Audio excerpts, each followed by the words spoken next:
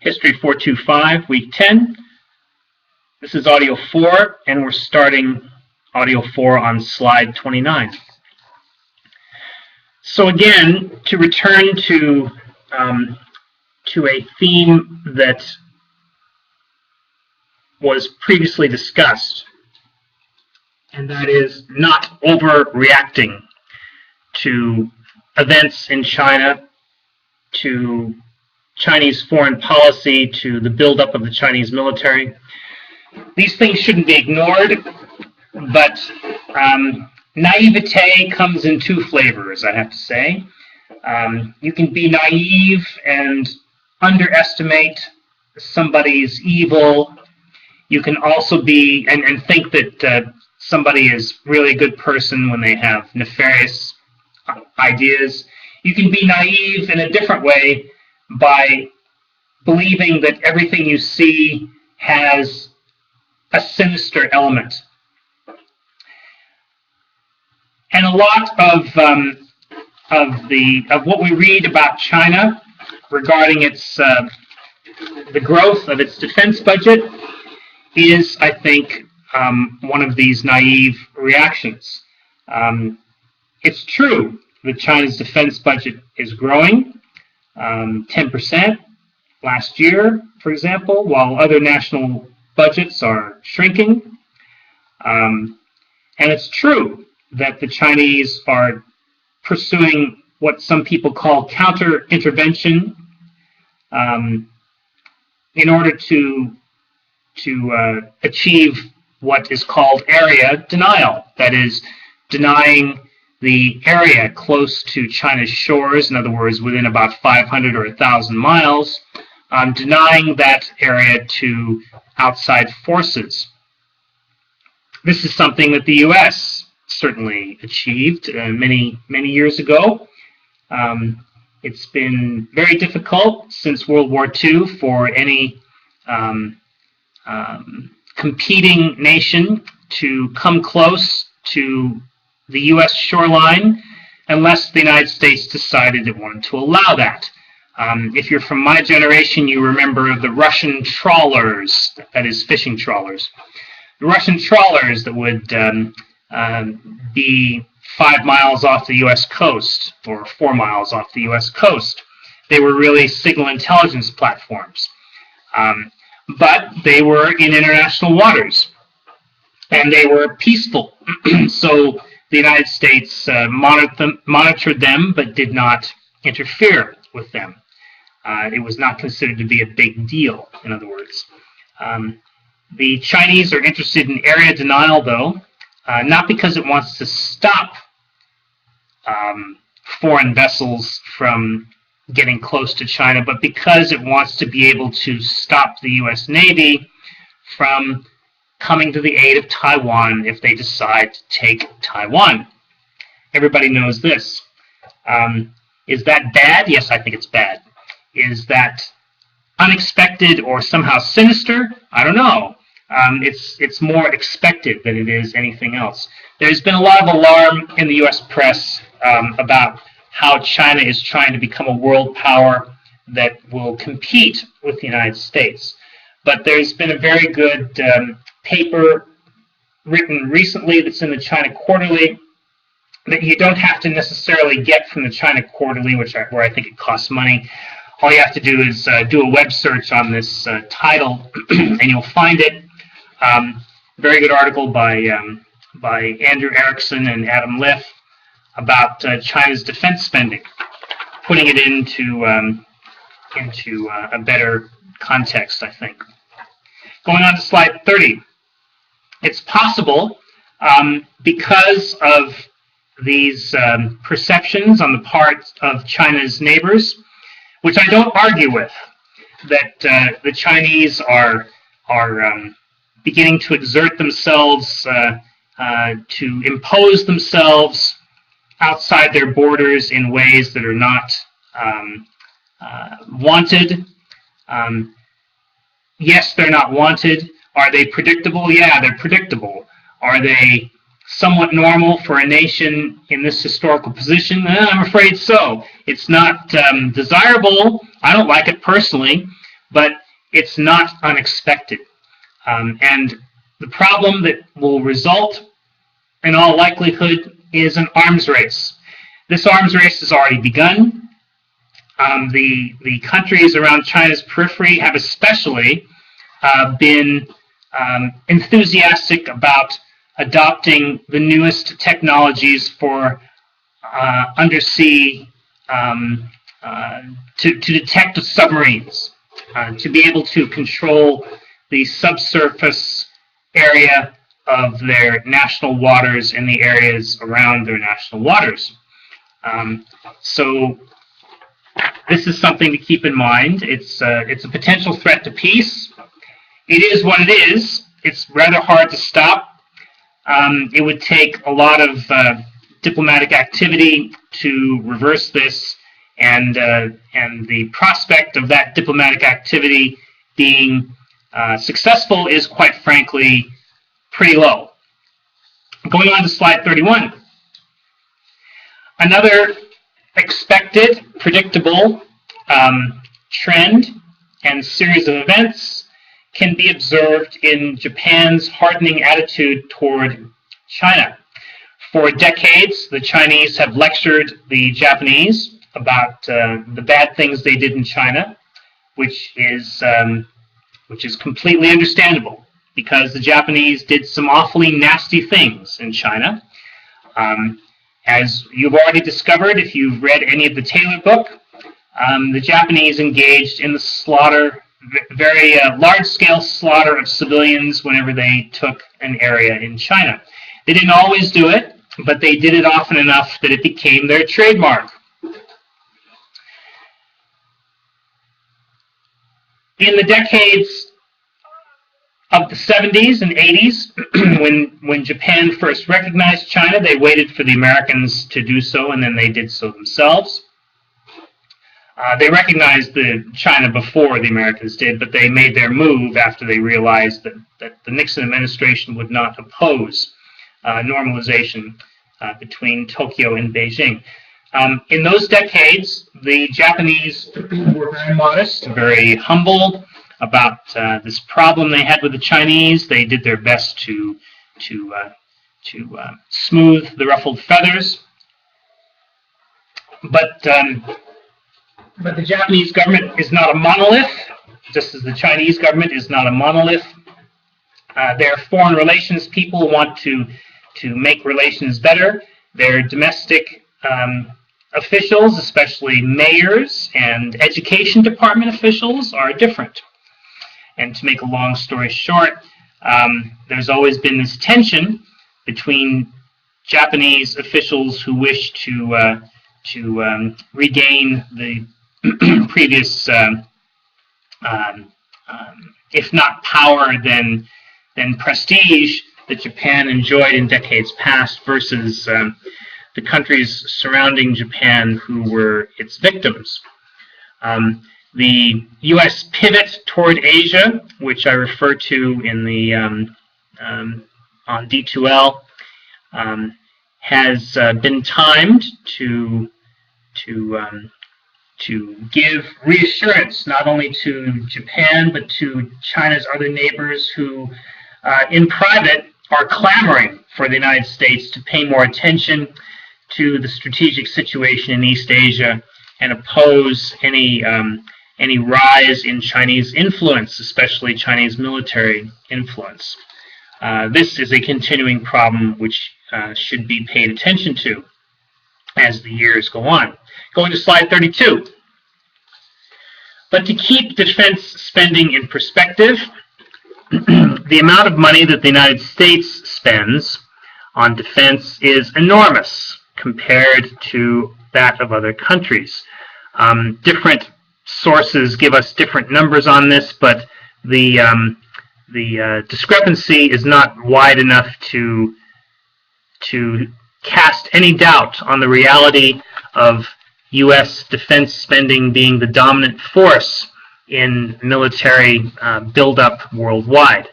Now, the Chinese are increasing their defense spending while the U.S. is cutting back, but this is like This is like, I don't want to make any stupid analogies, but there's no comparison. Even probably in 5 or 10 years, there'll be no comparison with the amount of money spent by the two sides. We shall see. I might be completely wrong about that. But you can see also that China's military spending is also it's greater than anybody else's right now, and that's right now, except for the United States. Where we're going to be in 5 or 10 years, I think personally that the Chinese economy can't stand the kind of defense spending that the United States engages in, and that's why they'll never, in the foreseeable future, there won't be any comparison. But we're not really talking about the Chinese and the Americans fighting each other in Africa, potentially. We're speaking about a potential conflict over Taiwan, where the U.S. logistical trail would be long and the Chinese logistical trail would be short. Going on to slide 33. It's important to remember that continuity is only a part of history, that change is normal. Will China have the largest economy by mid-century? As people like to say, by 2049, China will surpass the United States in size. Maybe. It really depends. If everything stays just as it is today and trends remain the same, then maybe, but that never happens, to tell you the truth. Trends never stay the same decade after decade. Will China remain united? Well, it's been divided in the past. And even in the Communist Party, there's a great fear that China might be divided very soon in the future if things don't go the way they want them to go. The United States will probably remain a Pacific power, that is a power in the Pacific Ocean, for a while, for the reasons that we looked at the very beginning of this course. The superior geographic position the United States has vis-a-vis other nations in the world makes it almost a certainty that the United States will remain a Pacific power for at least several more decades. But you can't really project much farther than that. At least I don't think I can. There are some writers who do. One of those writers, you might, if you're really interested in long-range projections, you might look for books by George Friedman. That's Friedman, George Friedman. He's the CEO of Stratfor, and a lot of people read his stuff and get upset about it, but there's not some bad. It's not bad stuff, really. Going on to slide 34. So economic shifts are certainly inevitable. We're seeing shifts like that right now. You've read or heard, I'm sure, about the collapse of the factory building in Bangladesh that killed 700 plus people, the biggest industrial accident in world history. A gruesome situation. The reason that this happened is rooted not only in cheap Bangladeshi labor and the difficulties of keeping track of industrial standards in places like that, but also the attraction of Bangladesh in relation to China. A lot of Chinese manufacturing jobs have left the country. They've gone to places like Indonesia and Cambodia and Bangladesh. And there may be further fallout than just economic ones, but that remains to be seen. Going on to slide 35. There are some hopes for increased understanding. I'm focused on the U.S.-China relationship for a reason, because it is indeed the most important bilateral relationship in the world today. And therefore, it has to be a part of this course, especially since this course is being taught in the United States, and most of you are American citizens. It's interesting to look at who is popular from each country in the other. and I have a selection of people here. This character who's in the top center, the white boy there, his name is Mark Roswell. I find him interesting because he doesn't look like me at all. He's 10 years younger than me. But when I first got to Beijing as a young diplomat in 1991, and for the entire time that I was there, whenever I would walk around on the street, people would come up to me and whisper this man's name at me and ask if I was him. And I didn't look very much like him at all. And I've met him, and we made a joke out of it. He's about 6'3". He doesn't really look very much like me. I don't think I could even be his relative. But we were white boys with glasses. So there you go. All those white guys look alike. So take a look at the Wikipedia page on Mark. It's very interesting what he's done with his life. Anyway, there is popularity of figures between one culture and the other, which gives me some hope. Moving on to slide 36. So it's important to remember as you try to analyze these things that governments don't operate on moral imperative, on emotional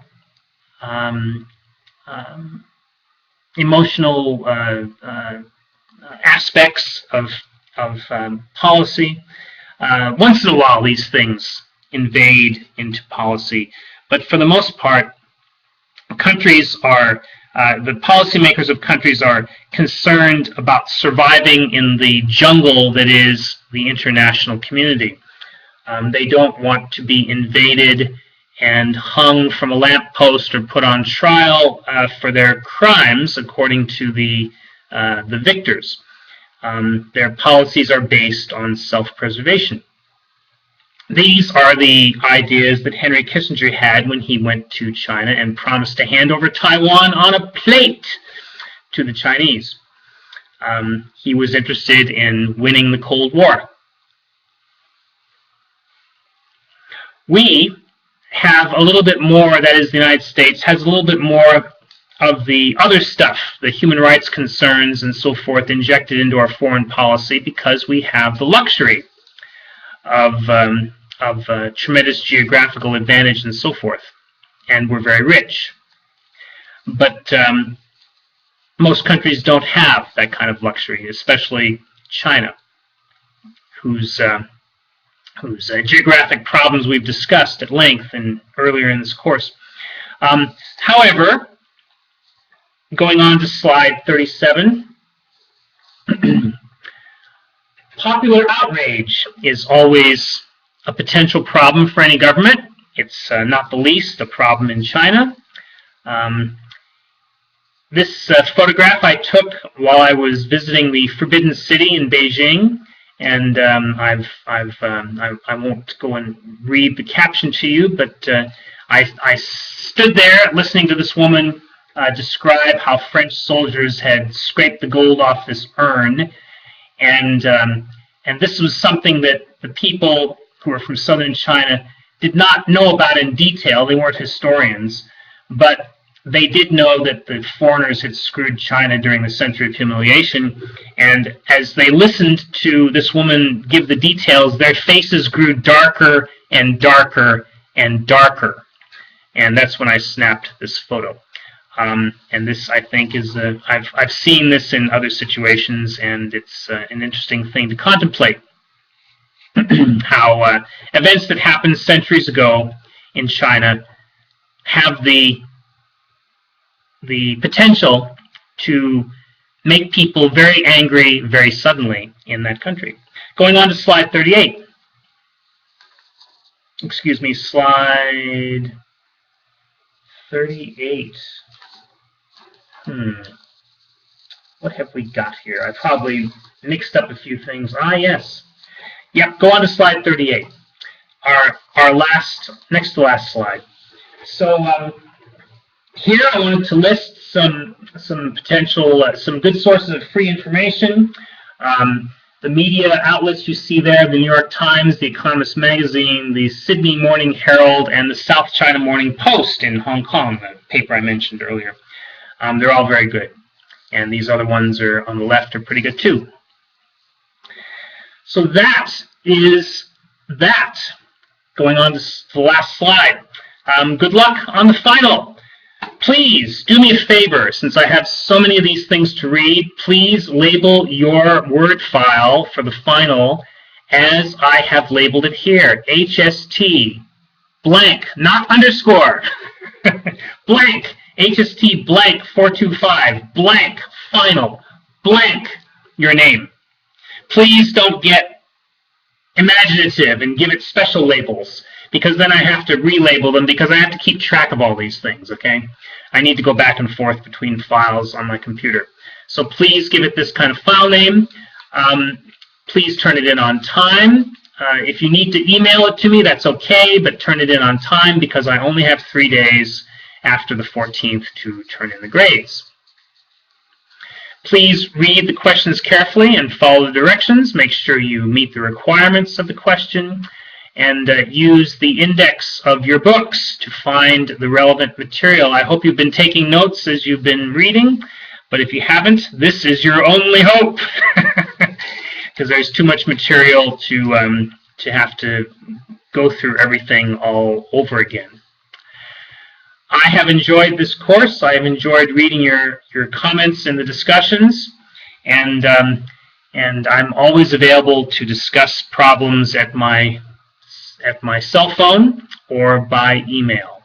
Thank you very much.